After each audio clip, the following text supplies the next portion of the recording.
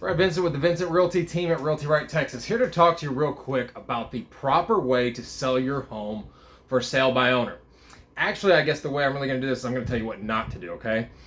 The main focus of this video is to tell you about an experience I just had and an experience I have where people are calling me, telling me that they specifically want to get their real estate license just to sell their own home. Sometimes they pre-qualify it by saying, hey Brad, I'd love to get into real estate, so I'm going to get my license and I'm going to go pay Trek all these fees and I'm going to pay HAR and I'm going to be $3,000 to $4,000 into this. And then if I fail, at least I'll have just sold my home. And let me tell you why that logic is super flawed. Now, first I want to say, I'm not against people selling their own homes. I think you should do it.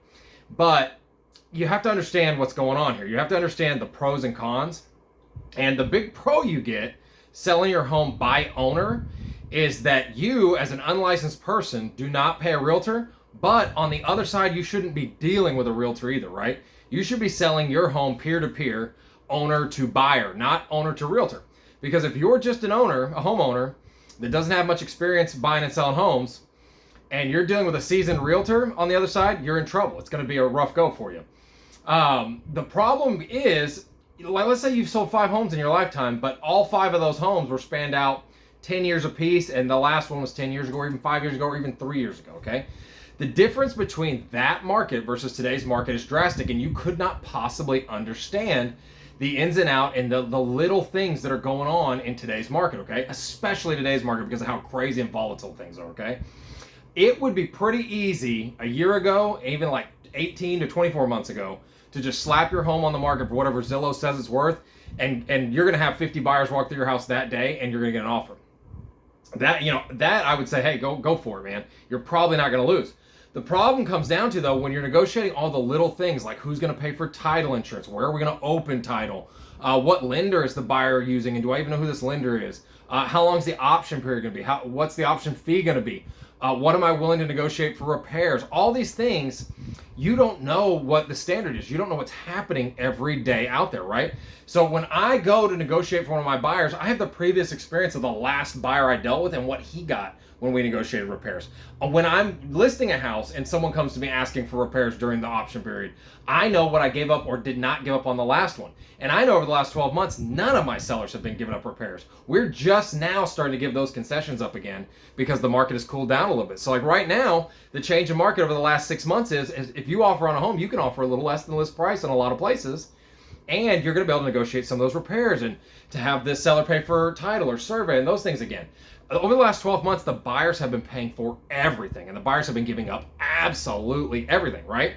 But here's the nuance, okay? If I have a really desirable home with a pool in Cinco Ranch, I still have all the leverage. I'm still going to get 10 offers. I'm still going to own the day if I'm the seller, and the buyers are going to have to fight tooth and nail to have it, right?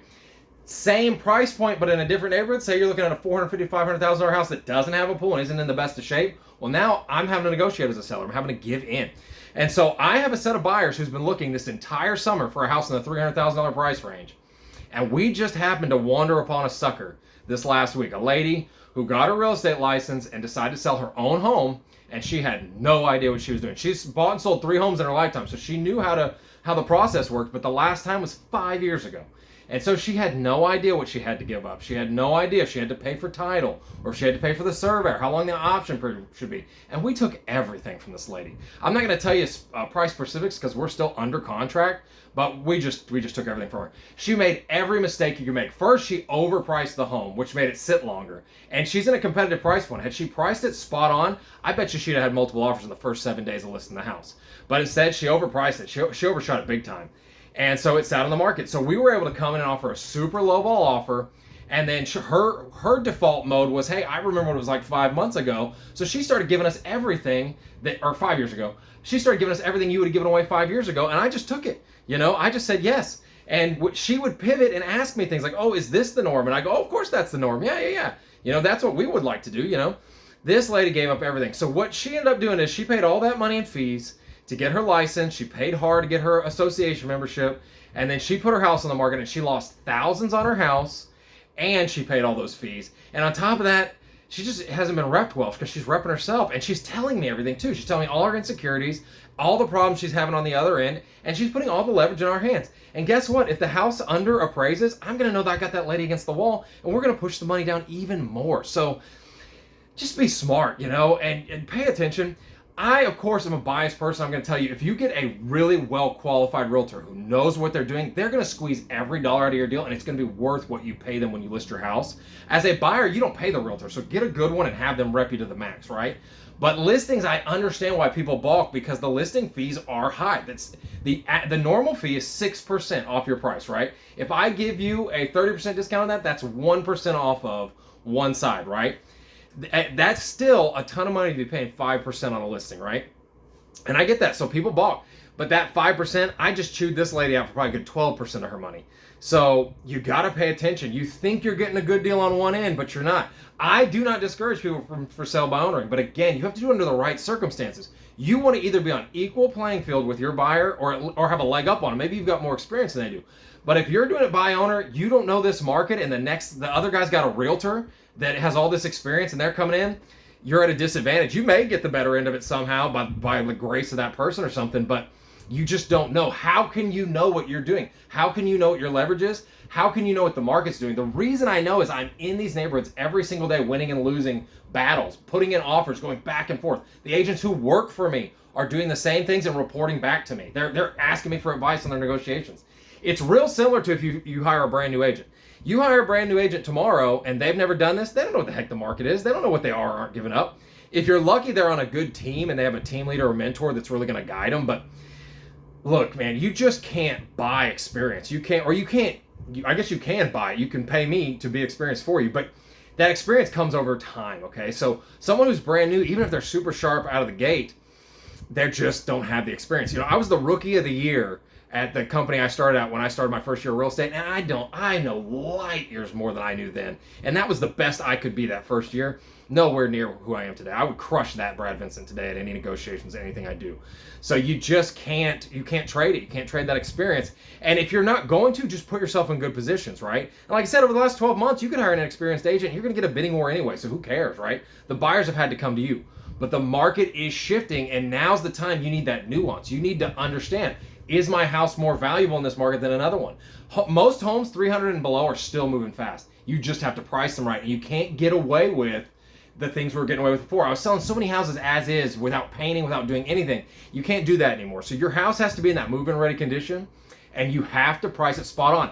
This market is down like 8 to 10% over last year, okay? Last year was the best market ever recorded. So what does that mean this year is, being down that much? It's the second best market ever recorded. We're still in a really good market. Home selling in 25 to 30 days is still astronomically fast compared to the last 30 years. It just is. Interest rates, same thing. Prices are astronomically high, but interest rates, I just had a guy do a 4.5% interest rate on a 5-to-1 ARM.